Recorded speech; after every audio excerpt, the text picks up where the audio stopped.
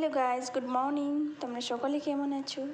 আশা করি সবাই ভালো আছো। আর আজকে খুব একটা সুন্দর রেসিপি, সেটা হচ্ছে বেগুনের বাহার।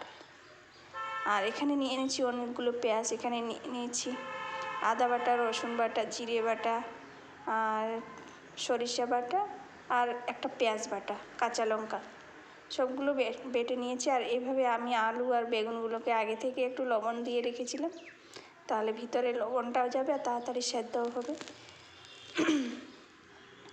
আর আমার সম্পূর্ণ ভিডিওটা দেখার আপনাদের অনুরোধ রইল।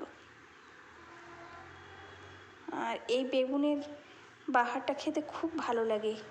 যাদের মুখে রুচি নেই, প্লিজ এইভাবে ঝটপট করে বানিয়ে নিন। আর নিয়ে নিয়েছি খাঁটি সরিষার তেল। আর আমি যে কোনো রান্না সরিষার তেল দিয়েই করি, আর আপনারাও যে কোনো রান্না সরিষার তেল দিয়ে করার চেষ্টা করবেন, কারণ সরিষার তেলের যে কোনো রান্না খেতে খুব ভালো হয়।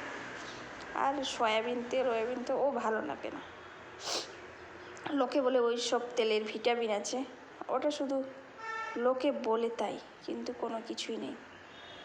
গ্যাস হয় না, এটাও কোনো সমস্যার সমাধান হয় না।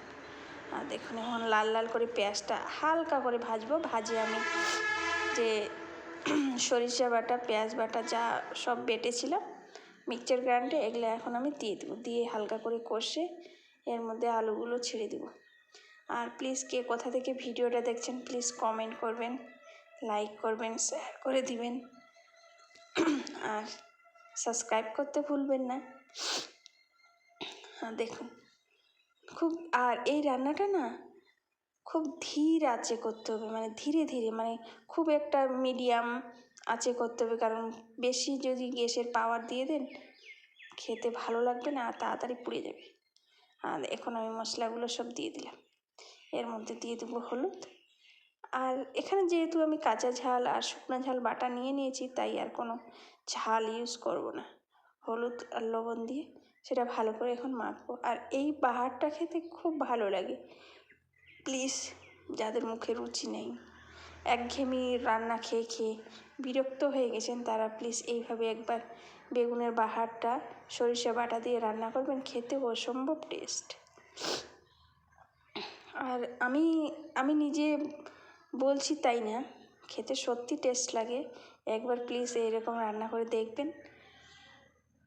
আর আপনারা কোনো বেগুনের সবজি আর অন্য কোনো স্টাইলে খেতে চাইবেন না, এই স্টাইলেই খেতে চাইবেন। আর এখন আমি বেগুনগুলো দিয়ে দেবো। আর বেগুনগুলো এইভাবে আমি গোটা গোটা করে নিয়েছি, পরে এগুলো আবার মানে গলে যাবে। আর এখনই যদি আমি ছোট ছোট করে কেটে দিতাম না, তাহলে গলে যেত আর আলুর সঙ্গে মেশ যেত, আর বোঝা যেত না যে বেগুন কোথায় আছে। আর হ্যালো গাইস, বেগুনের প্রচুর দাম। আর এই কচি কচি বেগুনগুলো কিন্তু আমাদের বাড়ির, আর একটা আমি বাড়ির ফার্মে লাগিয়েছি, তাই এই বেগুনগুলো দিয়ে। আর বাড়ির যে কোনো সবজি, বিষ মুক্ত সবজি তো খেতে খুব ভালো লাগে। তাই বাড়ির আশেপাশে যদি কোনো জায়গা থাকে, তাহলে একটু টুকটাক সবজি চাষ করার চেষ্টা করবেন গোবর সার দিয়ে, খেতে খুব ভালো লাগে ওইসব সবজি। আর দেখুন, আমি খুব সুন্দর করে, খুব কম আছে, মানে লো ফ্লেমে রেখেছি গ্যাসটা, তাহলে আমার কী হবে, আলুটাও খুব সুন্দরভাবে গলে যাবে আর বেগুনটাও খুব সুন্দরভাবে গলে যাবে। আর তোমরা কে কোথা থেকে প্লিজ ভিডিওটা দেখছো আমার, প্লিজ কমেন্ট করবেন। আর কমেন্ট করলে আমাকেও ভালো লাগবে, তাহলে আমার একটু ভিডিও করার উৎসাহ বাড়ে।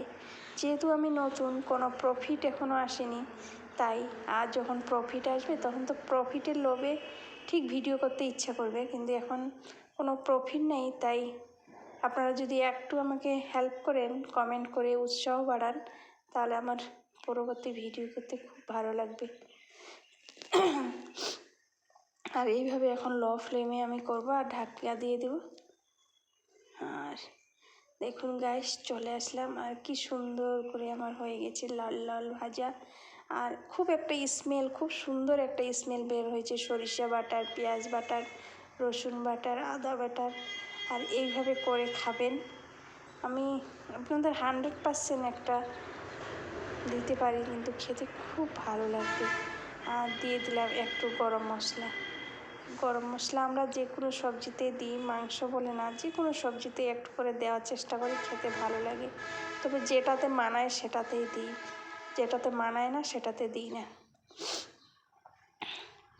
আর দেখুন কত সুন্দর হয়েছে না, কত সুন্দরভাবে গলে গেছে আর লাল লাল হয়ে ভাজা হয়েছে। আর বেগুনগুলোকে দেখতে তো খুব সুন্দর লাগছে। তাহলে এইভাবে আমার প্রতিটা ভিডিওয়ে দেখবেন আর পাশে থাকার চেষ্টা করবেন যদি সম্ভব হয়। যদি এখনও কেউ লাইক না করে থাকেন তাহলে প্লিজ একটু লাইক করে দিবেন আর সাবস্ক্রাইব করে দিবেন। আর দেখুন আমার কত সুন্দর হয়েছে, লাইটের অভাবে একটু দেখাতে পারছি না, মানে যেটা কালার সেই কালারটা আসছে না। তাহলে সবাই ভালো থাকবেন, বাই বাই।